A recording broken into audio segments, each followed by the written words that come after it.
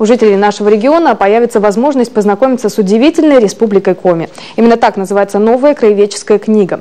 Над ее созданием трудились лучшие научные умы. Они собрали малоизвестные и необычные факты о нашем крае. Ольга Коняева о последних приготовлениях перед выходом в свет.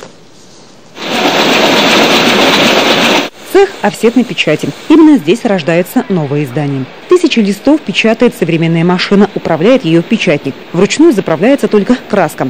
Сначала оформляется одна сторона листа, затем другая. А вот такой будет обложка удивительной республики Коми. Ее осталось только ламинировать. Переплет выполнен в стиле самой книги.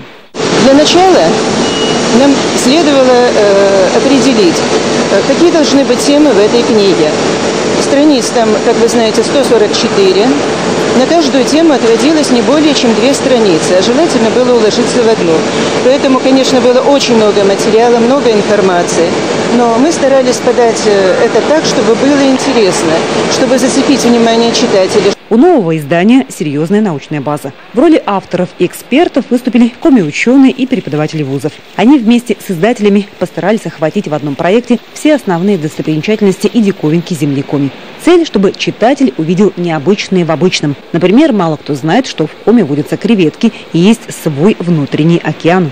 Октябрьский проспект – самый длинный проспект в Европе. Это зафиксированный факт. И таких очень много вещей, которые, правда, очень интересные.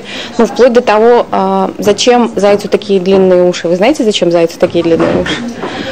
Вот. Прочитайте книжку, узнаете. Дизайнер Маргарита Беллон с облегчением вздохнула всего пару дней назад, когда ее детище ушло в печать. В удивительной республике Коми художник использовала не только свои рисунки. Чтобы сделать достойное оформление, перелопатила десятки работ из художественных школ региона. Работали мы очень долго, много месяцев, с утра до ночи. То есть работа шла утром, приходишь на работу, уходишь там чуть ли не в 12 часов. То есть работать было очень интересно, потому что интересный материал, интересные тексты. Я сама для себя очень много подчеркнула, так что все на таком едином дыхании. Почти такую вот новую книгу увидят читатели. Изменится только переплет, он будет твердым. Тираж 5000 экземпляров. Познакомиться с новым изданием читатели смогут уже на следующей неделе. Татьяна Супряткина, Анастасия Тюрнина, Павел Фетисов, телеканал Юрган.